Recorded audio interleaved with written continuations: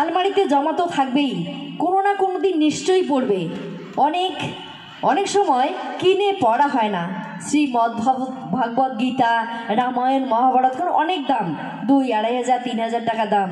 কিন্তু আমরা একটা প্রেজেন্টেশন দিতে গেলে 1000-1200 টাকার একটা গিফট বেরিয়ে যায়। একটা শাড়ি কিনে একটা শাল দিতেই হয়, কিন্তু সেই শালটা কতদিন পরবে? 1 দিন 2 দিন পড়বে। ওই যে পরিস্থিতি, আমার মতন পরিস্থিতি হয়। মানে আমি তো একজন শিল্পী, আপনারা সবাই শুনলেন। আমাদের রক্তে এমন ট্র্যাডিশন বেড়ে গেছে যে একটা অনুষ্ঠানে আমরা অনুষ্ঠান করতে গেলাম শিল্পীরা সবাই মিলে, সেখানে সেলফি তোলা হলো, সেলফিগুলো আমাদের ফেসবুকে পোস্ট করালো। এবার কালকে একটা অনুষ্ঠান থাকবে, সেই শাড়িগুলো, সেই সোয়েটার, সেই চাদর আমাদের চলবে না। আরে কালকে যে ফটো তুলে ওগুলো আমরা পোস্ট করছি না, ওগুলো চলবে না। আগামীকালের জন্য আবার নতুন শাড়ি, নতুন চাদর, নতুন অনেক কিছু চাই। এগুলো যে দেখা হয়ে গেছে, ফেসবুকে পোস্ট হয়ে গেছে, বলবে যে ধুর ওর কি আর নাই, ওগুলোই পড়ে নতুন। দেখুন কি অবস্থা, তাই তো? ঠিক বলছি তো? এর জন্যই বলছি একটু বইমুখী হন, কারণ বর্তমান যে পরিস্থিতি চলছে এবং ভবিষ্যৎ কি দাঁড়াবে আমরা একটু চোখ বন্ধ করলেই দেখতে পারি। আমরাই আমাদের ভবিষ্যৎ প্রজন্মের অবস্থা করুণ থেকে কি বলবো, করুণতর করে দিচ্ছি। এই বাচ্চারা, আমি একজন মা, আগের দিনে দেখতাম ঘুম পাড়াতো আমার ঠাকুমা গান করে করে, ছড়া বলে বলে, পড়াশোনাই জানতো না, অথচ কত গল্প কত ছড়া জানতো। আর খাওয়ার সময়ও আমরা বায়না করতাম ঠাকুমাকে, ঠাকুমা একটা কিচ্চা গল্পকে বলা হতো আমাদের রাজবংশী ভাষায়, আমরা কিচ্চা কই, ঠাকুমা একটা কিচ্চা কত। হ্যাঁ, সেটা হচ্ছে কচুগাড়া, অনেকেই হয়তো জানে না। পিঠা খাওয়া, কিচ্চা শুনতাম, আর ঘুমাতাম, বই পড়তাম, ইত্যাদি খাইতাম। কিন্তু এখন কি হয়েছে, বাচ্চাদের হাতে আমরা কি দেই? মোবাইল দেই। বাবা কার্টুন দেখ, কার্টুনে মন দেয়, আর আমরা সমানে ঠিসাতে থাকি। এক থালা ভাত বা যতটুকু খাওয়ার যে বয়সে, তার থেকে বেশি খাওয়াই। কি হয়, বাচ্চাটা তো মন থাকে মোবাইলের দিকে, কার্টুনের দিকে, আর আমরা ঠিসাতে পেটটা ভরে গেলো, 1 গ্লাস জল খায়, যা খেল গিয়া। ওর যে কোথায় খাওয়া গেল, কোথায় যে কি গেল, মনটা গেল মোবাইলে। এবং বিজ্ঞানসম্মতভাবে ডাক্তারবাবুরা বলেন যে সেই খাওয়া অ্যাকচুয়ালি বাচ্চাদের শরীরে লাগেই না। তা যাই হোক, বলতে বলতে অন্য প্রসঙ্গে চলে গেলাম। এই কারণে আপনাদের কাছে আমার অনুরোধ, আপনারা বই কিনুন, বই পড়ুন, এবং বাচ্চাদের ছড়া বলুন, খাওয়াতে খাওয়াতে গল্প বলুন। নিজেদের স্টকও আমাদের, আমি জানি বেশি একটা আমাদের নাই, ওই আমরাও তো মোবাইলটাই বেশি প্রাধান্য দেই। কিন্তু বই কিনুন, গল্পের বই কিনুন, পড়ুন, সেগুলো বাচ্চাদের শোনান। আশা করি আমাদের নিজেদের জ্ঞানের ভাণ্ডারটা বড় হবে এবং ভবিষ্যৎ প্রজন্মেরও ভালো দিন আসবে। আর কিছু বলছি না, সবাইকে আবারও অনেক অনেক শুভেচ্ছা, ভালোবাসা, ধন্যবাদ জানিয়ে আমার ক্ষুদ্র বক্তব্য এখানে শেষ করছি। সবাই ভালো থাকবেন। অসংখ্য ধন্যবাদ পদ্মশ্রী গীতা রায় বর্মনকে। তিনি তার বাস্তব জীবনের কিছু ক্ষুদ্র ক্ষুদ্র অভিজ্ঞতার মধ্য দিয়ে সত্যি সত্যি বইয়ের এই গান, কবিতা, সাহিত্যের কতটা প্রয়োজনীয়তা রয়েছে আমাদের জীবনে, সেই বিষয়টি তুলে ধরলেন। আজকে ঘোকসাডাঙ্গা সাংস্কৃতিক সম্প্রীতি সংঘের আয়োজনে যে বই ও সংস্কৃতি মেলার আয়োজন করা হয়েছে, তার প্রথম দিন, তার প্রথম যে পর্ব অনুষ্ঠানের, তা মঞ্চে অনুষ্ঠিত হচ্ছে এই মুহূর্তে। আমরা এবার এই মঞ্চে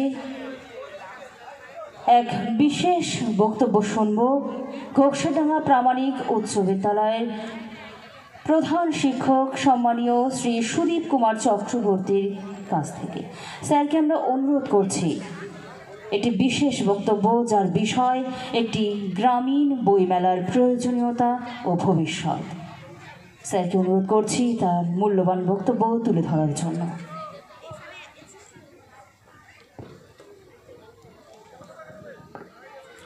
আচ্ছা, প্রথমেই আমি একটু ক্ষমা চেয়ে নিচ্ছি।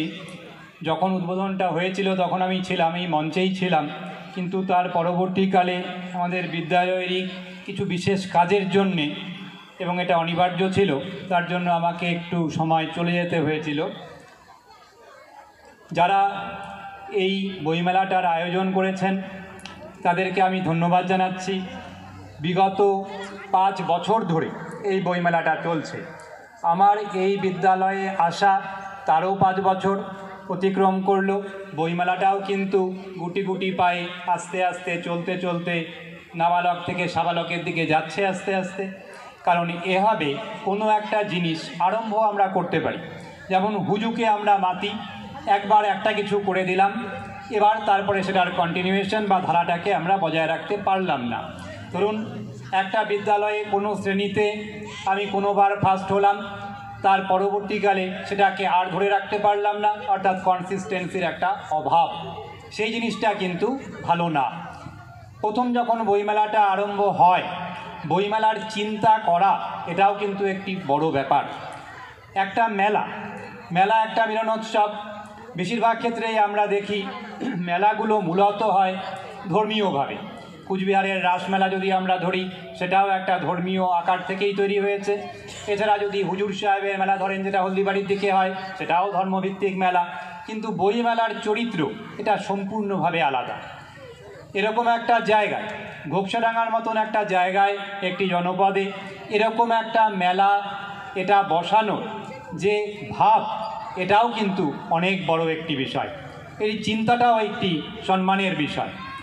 এখন দেখুন, আমরা যে মেলাগুলো দেখি, সেই মেলাগুলোর থেকে বইমেলার ধরনটা আলাদা। একটা জিনিস আমাদের বুঝতে হবে যে গ্রামীণ বইমেলা এবং শহরের বইমেলা, গ্রাম আর শহর বইমেলাগতভাবে আলাদা করা সেরকমভাবে যায় কি না। কিছু ফারাক তো অবশ্যই আছে। আমরা যদি আজকে কলকাতা বইমেলার দিকে দেখি, তাহলে সেখানে দেখা যাবে একটা আন্তর্জাতিক ছোঁয়া আছে। সেই সমস্ত ক্ষেত্রে নতুন বই প্রকাশ, তার উৎসব, সেটা একটা অন্য মাত্রায় পৌঁছায়।